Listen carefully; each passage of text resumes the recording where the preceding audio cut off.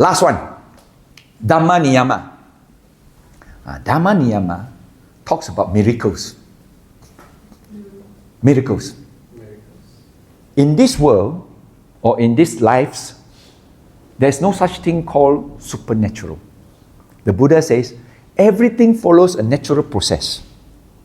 And because it follows a natural process, it is part and parcel of the law of nature.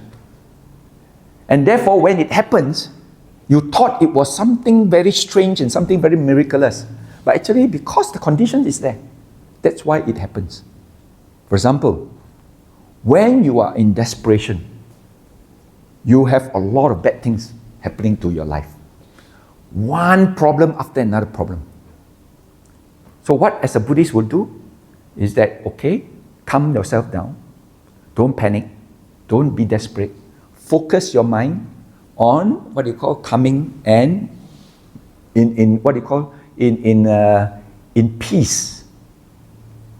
And when your mind is calmed down, your mind is creating conditions for the happening of something good.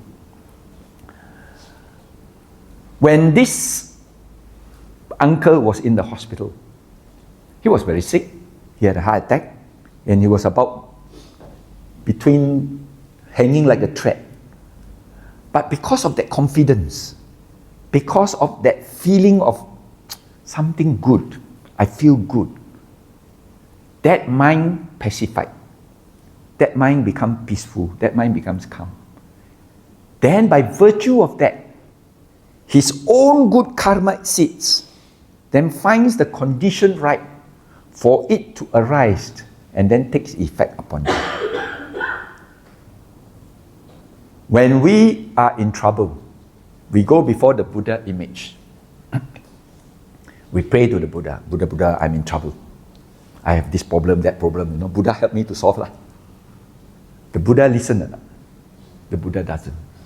The Buddha basically provides the inspiration to say, well, my teachings is such. Understand my teachings. And my teaching basically says that pacify your mind, calm yourself down. And if you can calm yourself down and be at peace with yourself, good things will happen along its way. And therefore, if I am a Buddhist and I come before the Buddha image, what will be my prayer ending? My prayer ending will be, may I invite the Devas to come and create the conditions for me. Because their mental powers are very powerful. They are able to create very nice positive vibrations. And once they create the environment, my mind will then be able to sync with it, and my mind also comes down. When my mind comes down, it's my own good karma that arises to help me overcome and overwhelm my problem. Again, karma, your karma you have to face. The only way to resolve it is your own karma. I cannot lend you my karma. I cannot contribute karma for you in order to help you alleviate a problem. I can create the conditions for you. That's why sometimes when you come for counseling, the counselor's job is to actually try to pacify you, make you at peace. Okay, there is a solution, don't worry, but take time. Be calm, accept it. And when you learn the art of acceptance and the art of management, then you probably calm, become peaceful. And by virtue of your own good karmic seeds, you then overcome your own difficulties. So you are responsible. No one can help you, but I can only show you the way or create the conditions for you. And that's what Devas can do.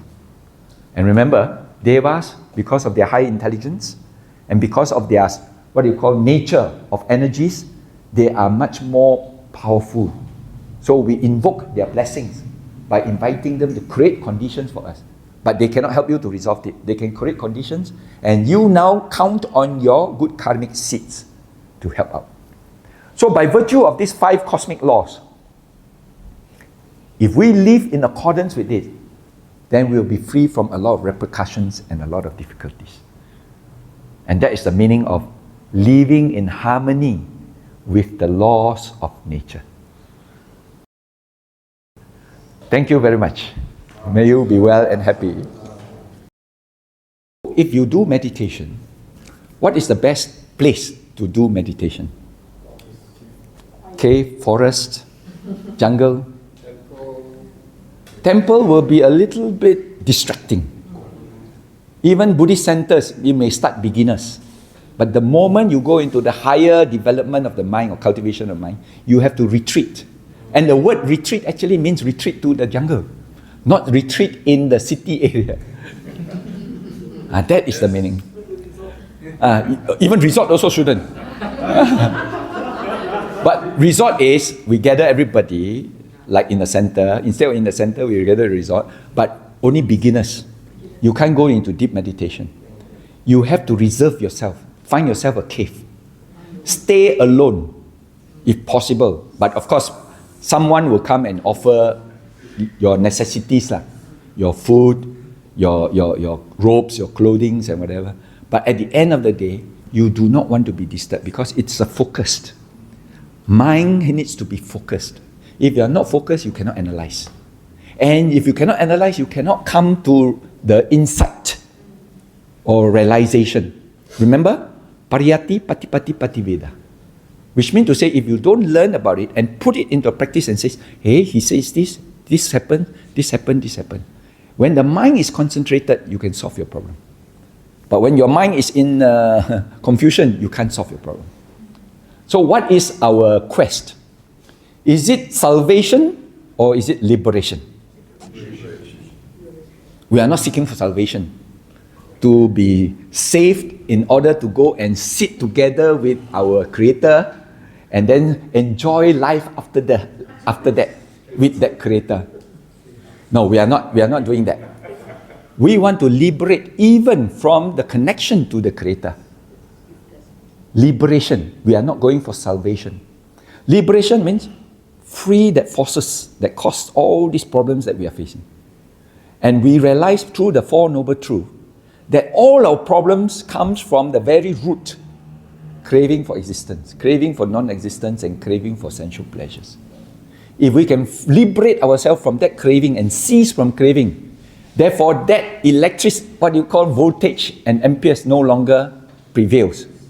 Then the energy doesn't manifest as electricity. Same thing, if we don't have craving, then that energy, mental energy, doesn't manifest as mental energy.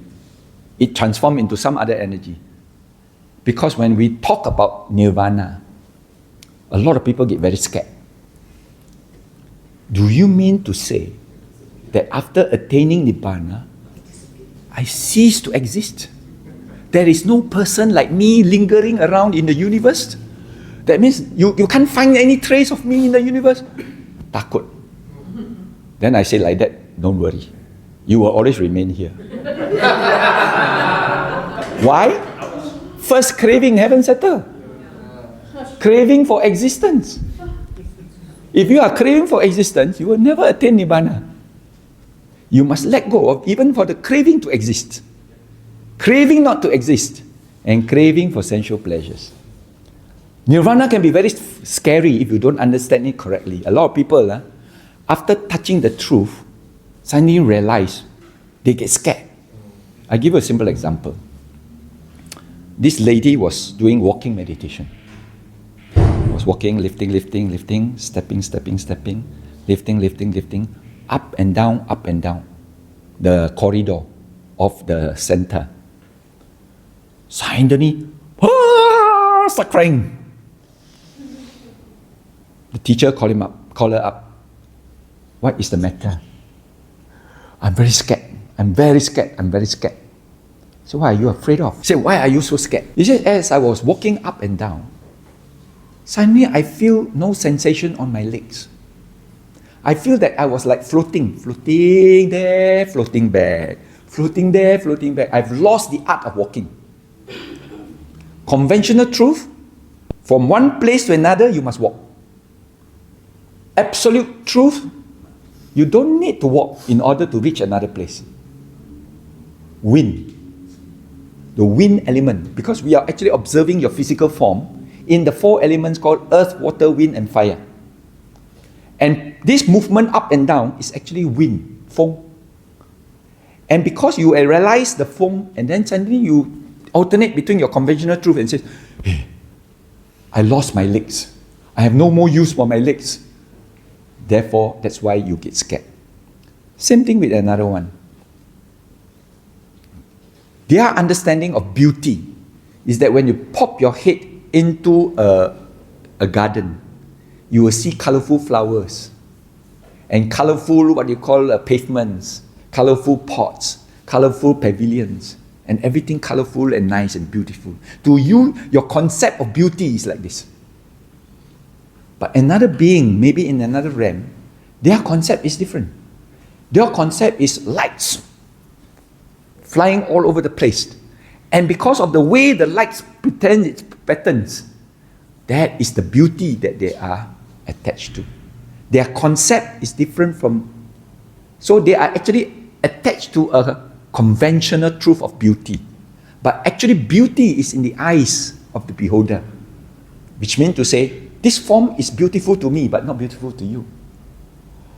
So when we deal with this kind of mental states, that's where people get blocked from moving advanced to become more developed and cultivated in their minds. So in meditation, a lot of issues. If you don't have a proper teacher, you can this kind of things can happen. Right? So you need good teachers, especially, and who can then sit down with you and explain to you. Actually, there's nothing. It's just phenomena. You are experiencing energy phenomena, and you are watching the actual phenomena dynamics. And there's nothing for you to get attached to. Let it go. Let it go. Let it go. And the moment they came to their senses and they let it go, their mind is now fresh. Their mind then goes up into the next level of progress. It's like what I was saying is that when you are in the first jhana, some people get trapped in the first jhana for a long time, cannot get out because they're attached to that enjoyment of that bliss. 精爽, 好爽. So they forgot about that this is also impermanent. Even until your last jhana also is still impermanent. Until you get rid of your last jhana, and you say, even the last jhana, however pleasant, is nothing, 空. Nothing for you to get attached to. 放开, let go. When your mind let go, then your mind is free from the craving. When the mind is free from the craving, then only you are enlightened. Lightened, 很轻松, very light. That's the meaning.